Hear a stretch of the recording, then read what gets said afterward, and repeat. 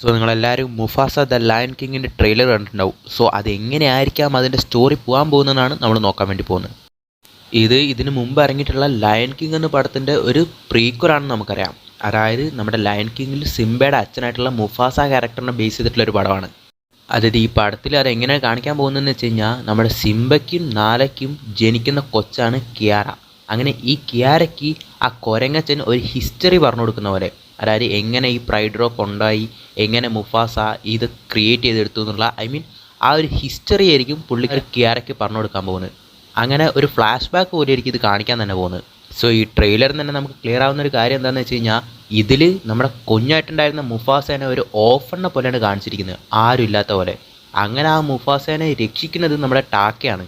അതായത് lion king മൂവിൽ നമ്മൾ കണ്ടിട്ടുള്ള സ്കാർ. അങ്ങനെ ആരും ഇല്ലാത്ത ഒരുത്തനെ രക്ഷപ്പെടുത്തി തൻ്റെ വീട്ടിൽ കൊണ്ടുപോയിട്ട് തൻ്റെ പാരൻസിൻ്റെ കൂടെ ചേർത്ത് തൻ്റെ ബ്രദറായിട്ട് തന്നെ കാണാൻ ആഗ്രഹിക്കുന്ന ഒരു വളരെ നല്ല ശുദ്ധനായ ക്യാരക്ടറായിട്ടാണ് നമ്മുടെ സ്കാറിനെ കാണിച്ചിരിക്കുന്നത്.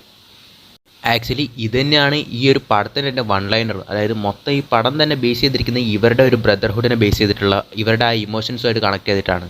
സോ അതിൽ നമ്മുടെ സ്കാറിൻ്റെ പാരൻസ് പറയുന്നുണ്ട്, അതായത് ടാക്കയാണ് റോയൽ ബ്ലഡ്, അതായത് അടുത്ത കിങ് ആവേണ്ട അവനാണ്.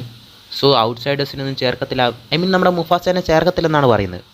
പിന്നെയുള്ള ഒരു ഡൗട്ടാണ്, ഇത്രയ്ക്ക് നല്ലൊരു ക്യാരക്ടറായിട്ടുള്ള സ്കാർ വേറെ ആരോരും ഇല്ലാതെ ഒരുത്തനെ സ്വന്തം ഫാമിലിയിലേക്ക് കൊണ്ടുവന്ന് വളർത്തി സ്വന്തം ബ്രദറായിട്ട് കാണുന്ന എങ്ങനെ ഒരുത്തൻ അയാളെ കൊല്ലാൻ തന്നെ നോക്കിന്? അതിനും കാരണം ചിലപ്പോൾ മുഫാസ തന്നെ ആയിരിക്കും. കാരണം ചിലപ്പോൾ ആ സ്ഥലം വിട്ടിട്ട് സിംഹങ്ങൾ ഇവർ രണ്ടുപേരും അവർക്കായിട്ടുള്ള ഒരു സ്ഥാനം ഉണ്ടാക്കാൻ എടുക്കാൻ വേണ്ടിയിട്ട് പോകുന്നുണ്ട്. അങ്ങനെ ആയിരിക്കണം ഇവർ ആ പ്രൈഡ് റോക്കിലേക്ക് എത്തുന്നത്. അങ്ങനെ ഇവർ അവിടെ വൈറ്റ് ലയൺസുമായിട്ടുള്ളൊരു ഫൈറ്റൊക്കെ നടക്കുന്നുണ്ട്.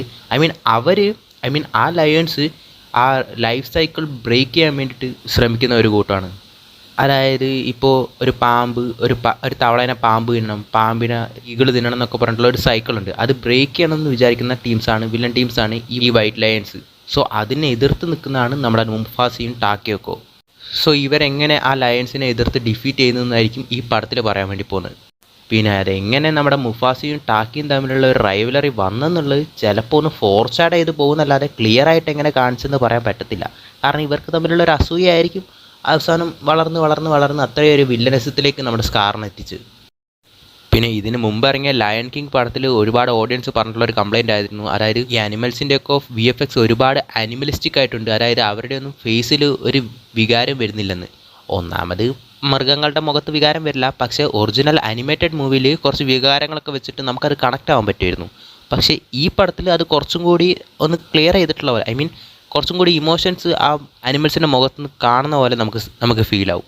എന്തായാലും ഈ വർഷം ഡിസംബറിൽ ഈ പടം റിലീസാവും. എന്തായാലും നമുക്ക് എല്ലാവർക്കും ബാക്കി ഇറങ്ങുമ്പോൾ കാണാം.